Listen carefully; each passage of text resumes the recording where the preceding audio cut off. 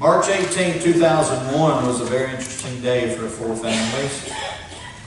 We launched out at a child daycare that smelled like diapers and baby powder. It was a weird day because we didn't really know what to do except, I guess it's time to sing, I guess it's time to preach, and I guess it's time to take up an offering. That was kind of how it went. There was no smoothness to the services whatsoever. We just launched out starting a new church. So green was I back then that I didn't even really have a favorite verse. There were many verses that I held to, but my father and mom's favorite verse over at Greenwood Baptist Temple was Matthew 6:33. So we made that our charter verse, Matthew 6:33, but seek ye first the kingdom of God. And we didn't know anything else but that. That's all we knew what to do, was just seek God first. And He began to do things that every church advised us not to do, but we made some principles back then that we would never change from. Number one, the King James Version Bible. As long as I was the pastor of the church, we were going to preach and use the King James Version Bible. Another thing I said to the group that day is I will not apologize for sin. I won't preach it. I won't preach anything that bothers you, but if sin is in your life and it happens to bother you, tough. We're not going to take it easy on sin, no matter who does it. The Bible doesn't, so why should a church? Today we've gotten to a place in our churches where we're so concerned about making everybody happy that we've failed to preach the gospel. If you study the Old Testament in particular, and you study how many prophets were sent to the nation of Israel to try to get them to wake up to some things that they were doing wrong, but many times, and most times, they did not wake up. Here in Isaiah chapter 5, there are 6 woes that God instructed Isaiah to teach and to preach against the children of Israel. We're just going to touch on a couple of them. Let's start in verse number 18. The Bible says, "Woe unto them that draw iniquity with cords of vanity, and sin, as it were, with a cart rope." Before you understand the rest of the reading in Isaiah, you've got to catch the imagery there as Isaiah is saying, woe to those who literally attach themselves to sin and draws with cords of that sin going toward them. Woe to those who add to their lives more sin. And folks, if a church is going to be what a church should be, I don't care if it dwindles down to 5 or 6. If they can hang true to the Bible, I guarantee you God's going to see them through. Amen. Look what it says in verse 19. Not only those that draw cords of vanity and sin, as it were, with a cart rope, but those that say, let him make speed and hasten his work, that we may see it, and let the counsel of the Holy One of Israel draw nigh and come, that we may know it. Woe unto them that call evil good and good evil, that put darkness for light and light for darkness, that put bitter for sweet and sweet for bitter. Woe unto them that are wise in their own eyes and prudent in their own sight. Woe unto them that are mighty to drink wine and men of strength to mingle strong drink, which justify the wicked for reward, and take away the righteousness of the righteous from him. Therefore, as the fire devoureth the stubble, and the flame consumeth the chaff, so their root shall be as rottenness, and their blossom shall go up as dust. Because they have cast away the law of the Lord of hosts, and despised the word of the Holy One of Israel. Therefore is the anger of the Lord kindled against his people, and he hath stretched forth his hand against them, and hath smitten them, and the hills did tremble, and their carcasses were torn in the midst of the streets. For all this his anger is not turned away, but his hand is stretched out still. And he will lift up an ensign to the nations from far, and will hiss at them from the end of the earth. And behold, they shall come with speed swiftly. None shall be weary nor stumbleth among them. None shall slumber nor sleep. Neither shall the girdle of their loins be loosed, nor the latchet of their shoes be broken. Whose arrows are sharp, and all their bows bent, their horses' hoofs, and shall be counted like flint, and their wheels like a whirlwind. Their roaring shall be like a lion, and they shall roar like young lions. Yea, they shall roar and lay hold on the prey. shall carry it away safe, and none shall deliver it. In that day they shall roar against him like the roaring of the sea. If one look into the land, behold darkness and sorrow, and the light is darkened in the heavens thereof. Now, folks, I want you to know something. It's a pretty depressing chapter if you stay in it long enough. You begin to realize that there is a punishment for sin, no matter what. There's always a punishment for sin. Matthew Henry said it this way: those are here stated in chapter 5 who are in a woeful condition, who are eagerly set upon sin and violent in their sinful pursuits, who draw iniquity with cords of vanity, who take as much pains to sin as the cattle do to draw a team, who put themselves to the stretch for the gratifying of their inordinate appetite, and to humor a base lust, often violent to nature itself. They think themselves as sure as compassing their wicked project, as if they were pulling it towards them with strong cart ropes. They will find themselves disappointed, for they will prove cords of vanity, which will break when they come to any stress. Heard a long time ago, stress is a killer. One always good piece of advice you hear from an older minister to a younger one is make sure you get your rest. The younger minister, always in his stupidity, says, oh, I'm okay. I got enough strength. I know what I'm doing. But far too often, the stress of ministry and the stress of problems and the stress of counsel and the stress of no sleep and the stress of these things, they just begin to add up and they add up and they add up. You know exactly what we're talking about. Life is difficult at times. And when you mount on top of that those spiritual conditions of others that you long to help, that you want to help, that you want to see flourishing again and nothing's happening, that weight also attaches itself to the minister and to those that are actively trying to help the lost, and it just gets heavier and heavier, and there's only one place to go to relieve that stress. It's back to the cross. Say, Father, I can't handle it anymore. I need some help. He says, I know that. I established all these things for you, but you've never been strong enough to pull any of the stresses. I went to the cross for this stress. I went to the cross for this burden. Why did it take you so long to come back to me? Just come back and I'll relieve you. But you got to come. Woe to that individual who never knows where he needs to go. Woe to that individual that goes to the wicked crowd looking for solace. Woe to that individual that goes to the fool for advice. Woe to that person who doesn't understand who God is and how great it can be to serve a God who truly loves you. You know, that's what most people can't deal with is love. They see all kinds of different versions on TV of what it's said to be, but true love cares.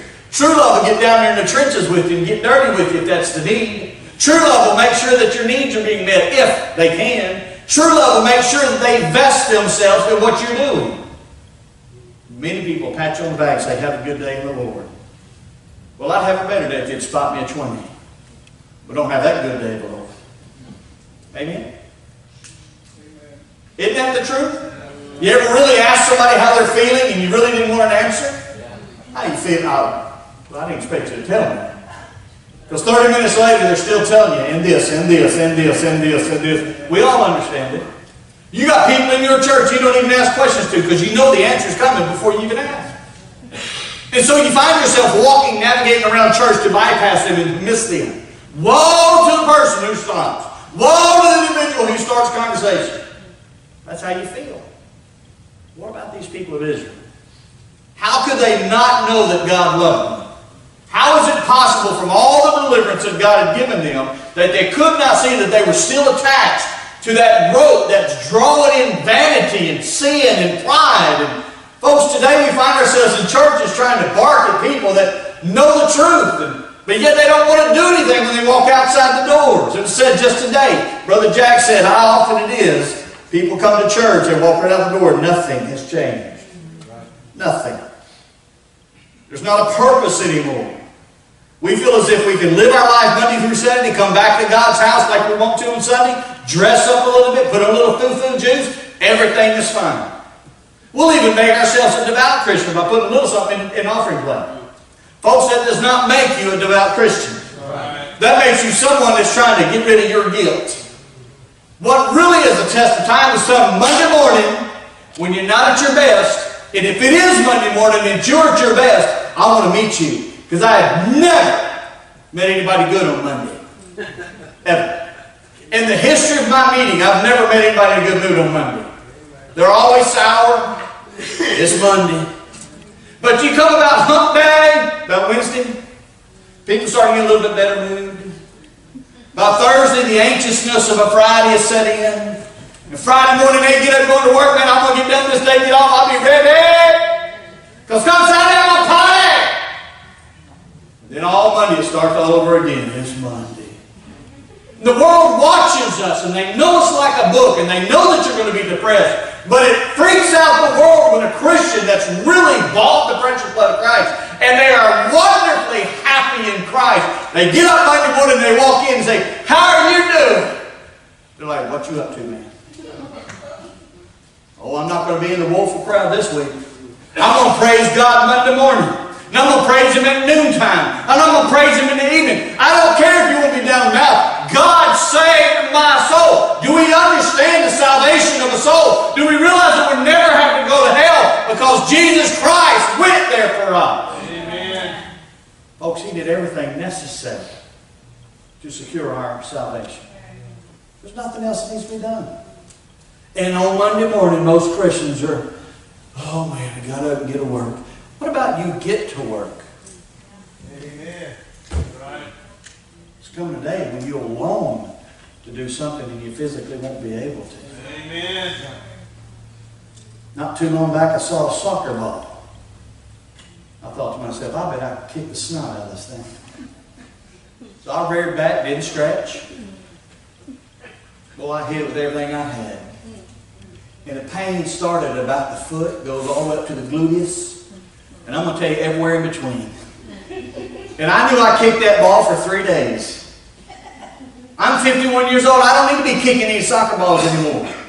And I really thought I had good form in the process. Planted the foot, came with the follow through, and boy, did it follow through. And I felt immediately, you're an idiot. There are things in our life you need to cut the cord to. Certain times in your life you need to grow up.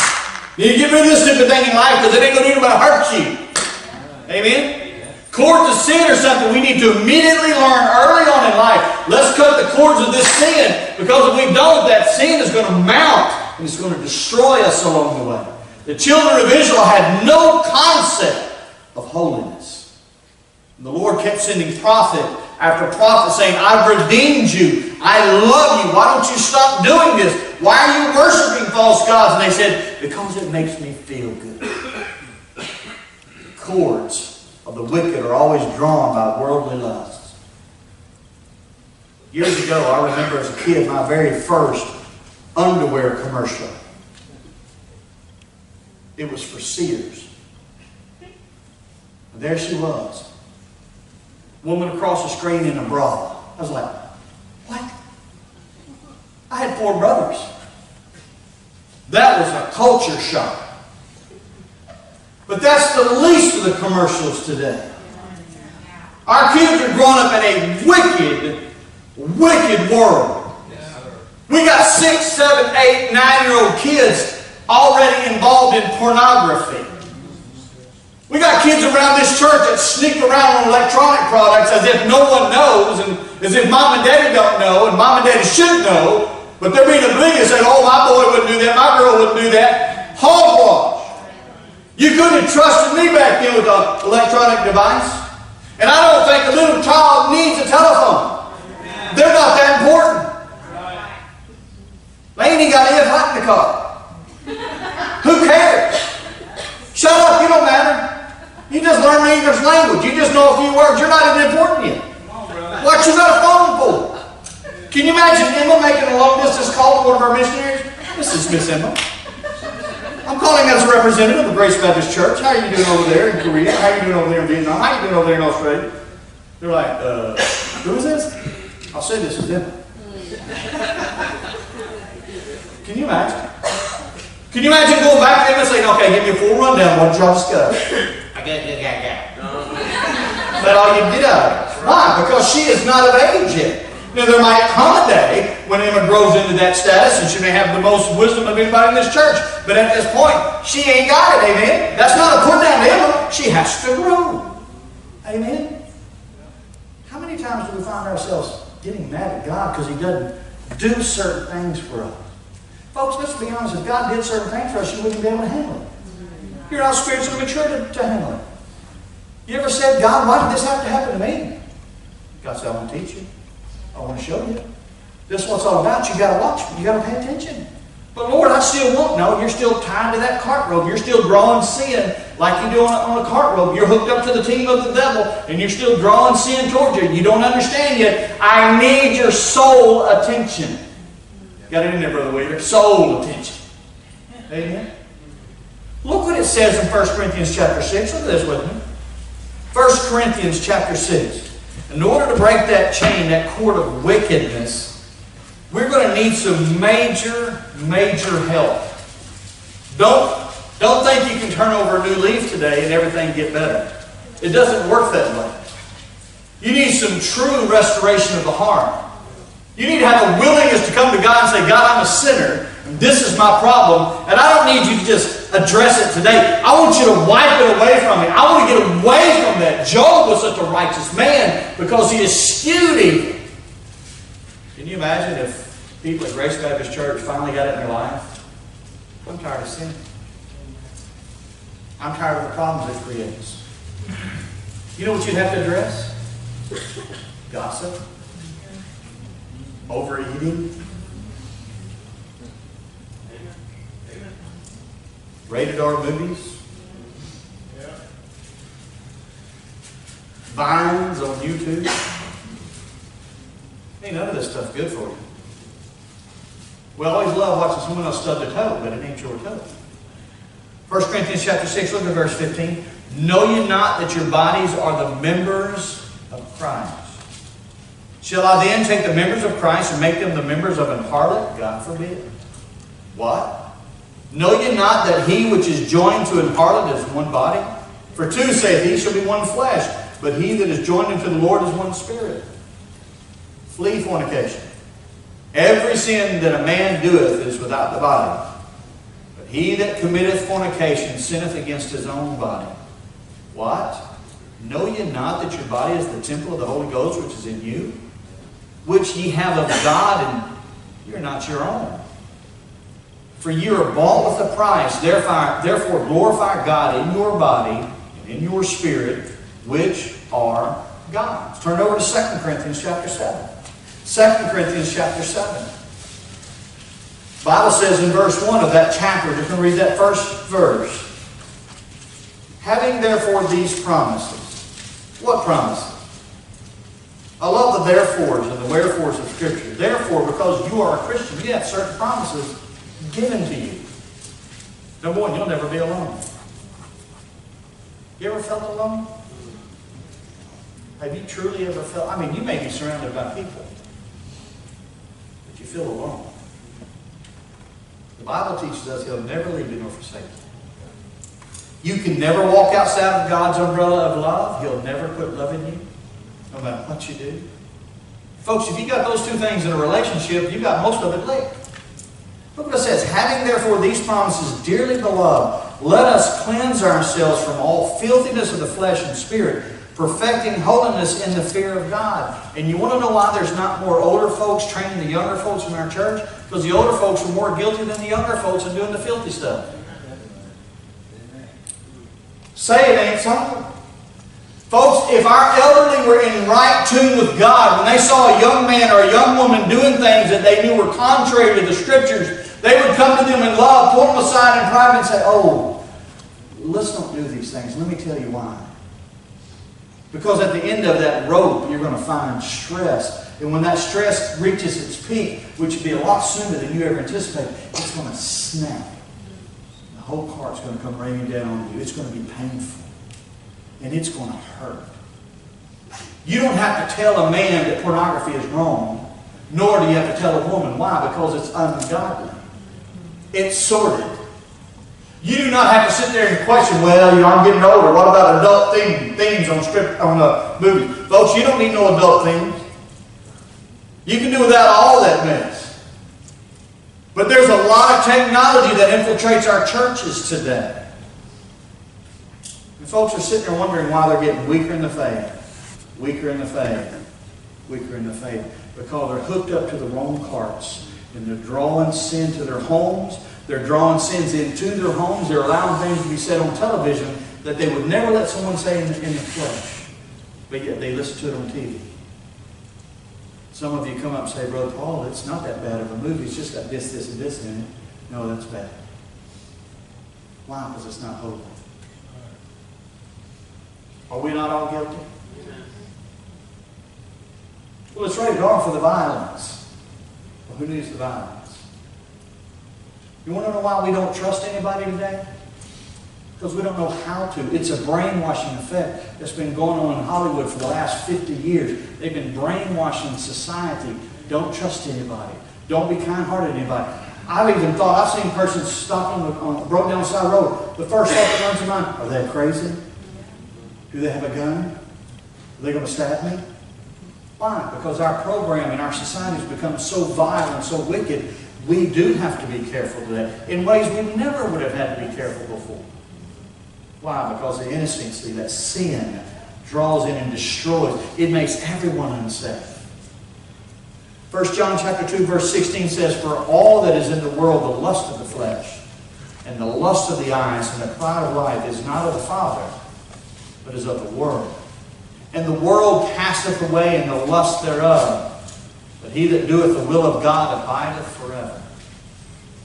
Isaiah 5:14 says, Therefore hell hath enlarged herself, and opened her mouth without measure, and their glory, and their multitude, and their pomp.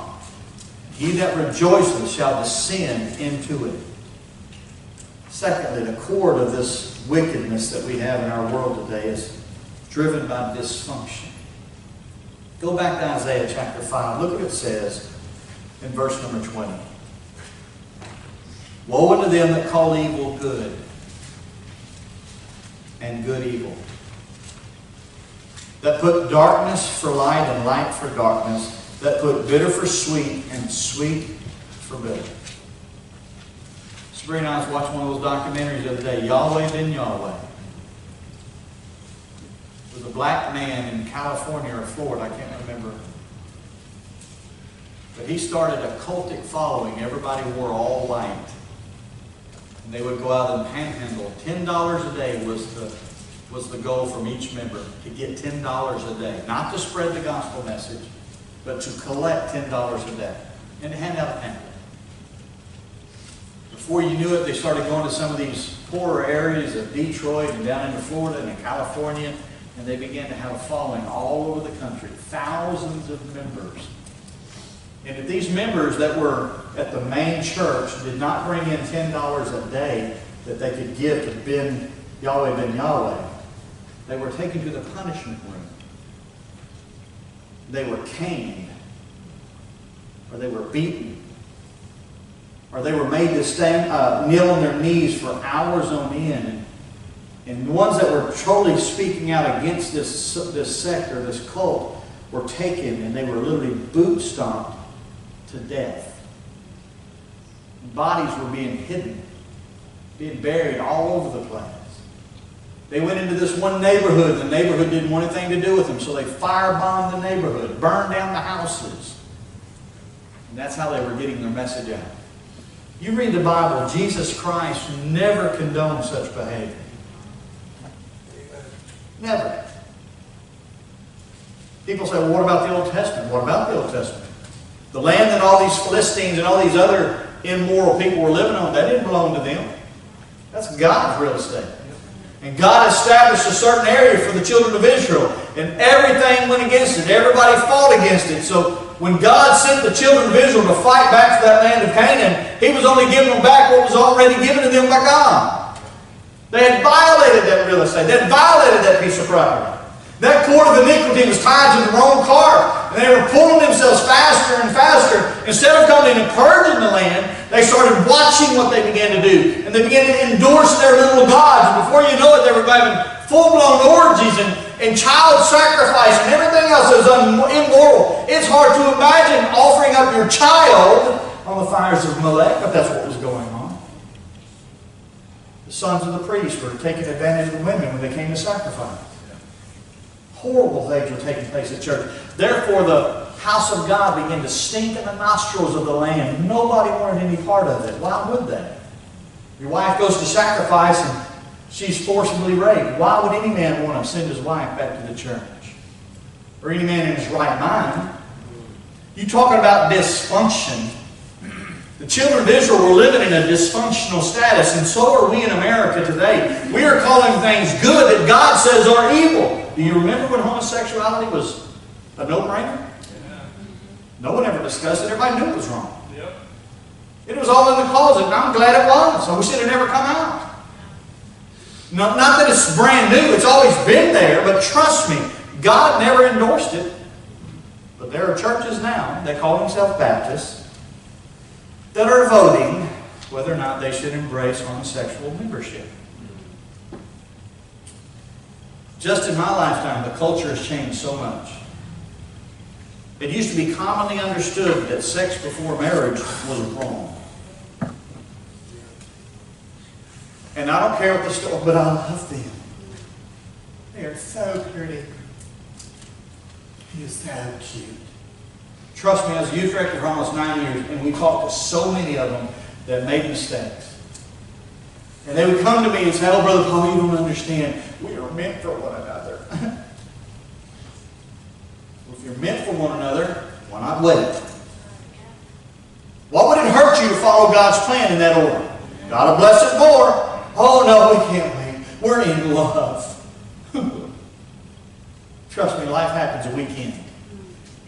Then you have to figure out, what was I thinking? Well, you think y'all in love, and then that first mortgage bill comes due. You know that stuff that you used to depend on mom and daddy for, and you got to actually pay for it yourself. Well, I need a new tire on my vehicle. Sound like a personal problem. Well, I blew a hole in my rake. Get that? But Brother Bob, you wanted the whole car. If you just tied up to the right way, you wouldn't have this problem. I remember when it was common that adultery was wrong. Not anymore. Hollywood is predicting it as just a normal way of behavior. Folks, it's not normal. I remember overeating used to be preached from the Baptist pulpit, said it was wrong. You won't find many of them preaching about it now. Amen. Ain't none of them. Ain't nothing wrong with it. Throw another biscuit. And it should never be that way. There should be a limit. Amen? I shouldn't be the one preaching it, but that's a sin. Lying, swearing, cheating, and being honest were things that were not argumentative. But now it is.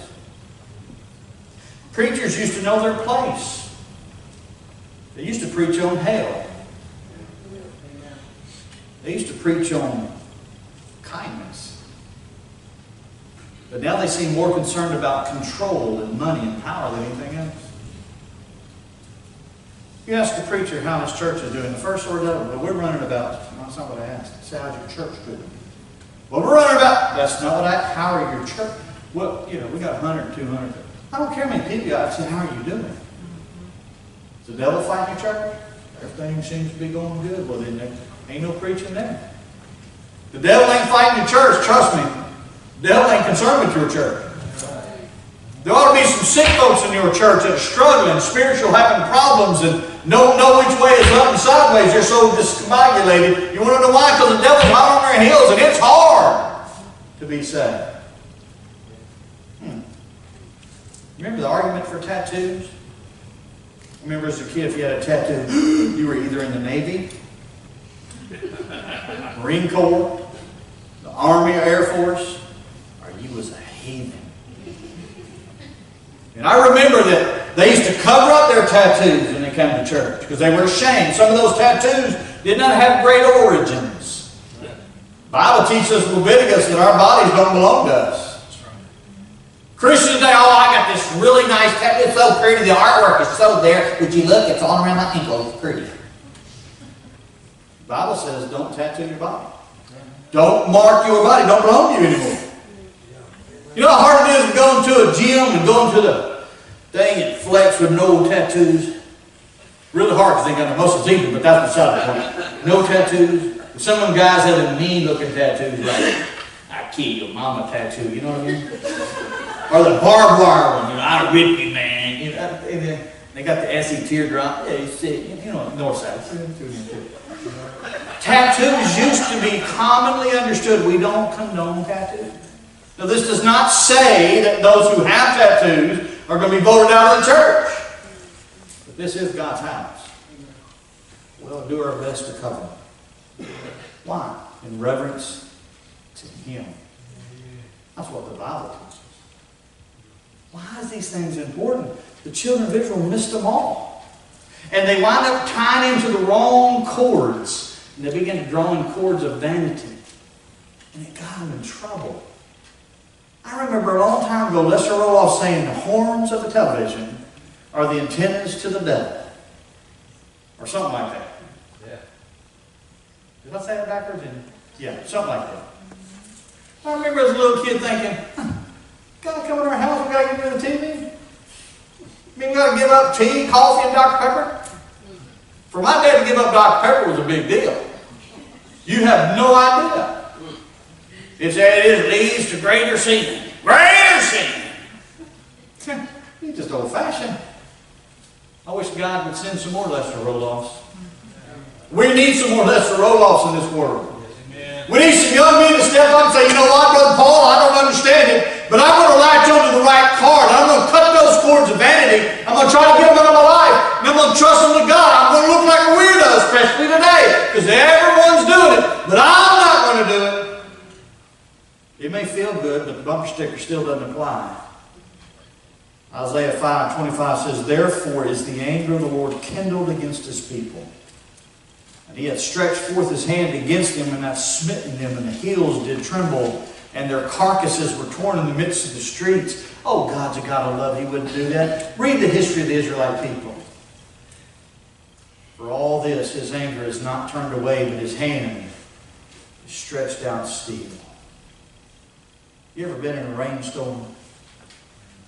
You're walking out there and you see some bright individual who thought to read the forecast and had their umbrella. Have you ever been downtown and one person has not just a umbrella, but the sombrero umbrella? I mean, it covers 14 people. It's one of them gigantic jobs. It's okay if they're tall because they can walk above you. But when they're 5'2" and they got an umbrella that's 7'2", it'll stab you in the eye. But everybody's trying to get underneath that umbrella because everybody forgot theirs. But here she is, all nice and dry, walking in a nice leisurely pace because she thought enough ahead to read the forecast. That's what being in the walk with the Lord is. The rains are all around us, the turbulence is there, but you're covered. Because God says, I'll make you the Jehovah Messiah. I'll be whatever you need me. I'll be your banner. I'll cover you. Turn to Isaiah chapter 9 and we'll close. Isaiah chapter 9, desire and dysfunction. What's going to keep Grace Baptist Church afloat? If we make sure our desires and our functions are godly. Plain and simple. Isaiah chapter 9, look at verse 12. The Syrians before and the Philistines behind, and they shall devour Israel with an open mouth. For all this, His anger is not turned away, but His hand is stretched out still. For the people turned not unto them that smiteth them, neither do they seek the Lord of hosts. Therefore the Lord will cut off from Israel head and tail, branch and rush in one day. The ancient and honorable, he is the head. The prophet that teacheth lies, he is the tail. For the leaders of this people cause them to err. They that are led of them are destroyed. Therefore the Lord shall have no joy in their young men, neither shall have mercy on their fatherless and widows, for every one is an hypocrite and an evildoer, and every mouth speaketh folly. For all this, His anger is not turned away, but His hand is stretched out still. We'll go back to that downtown scene. Here's a 5'2" woman, 7'2" umbrella. And all you want is to get dry. Say, ma'am, you got some room under there? Oh yeah, there's plenty. She says, come on. Well, you know, Normally I would, but I like the color of your umbrella. Your umbrella's got even a dingleberry hanging off of it, and I don't really care for those really ladylike umbrellas. I'll just wait right outside the edge. That's fine, but you're welcome to come. And the whole time you're having a conversation, you're getting wet. See, God's hand's stretched out still. He says, you come and repent. You come get right with me. Don't come halfway and stop. Don't get right on the edge of my forgiveness. You come all the way under the umbrella. You know that you've been forgiven. Don't come to the outside. Oh, I'm singing glories of being dry while you're sitting there getting soaked. See, the Lord's made the umbrella for us. He's made the outstretched umbrella for us to come and find that harvest that we need, to find that rest that we need. But we're going to sit there and argue, oh God, I like it right outside the edge of this umbrella. That's fine, stay right there, but you're going to get wet. Because in here's the dry part. But God, don't let God. Here's the dry part. It's raining everywhere except underneath this umbrella. But I like it. Stay out there then. You'll finally get wet enough one day. If you understand that God's holding out, you'll finally get to a place, it's a breaking point we spoke on last week. You'll finally reach it.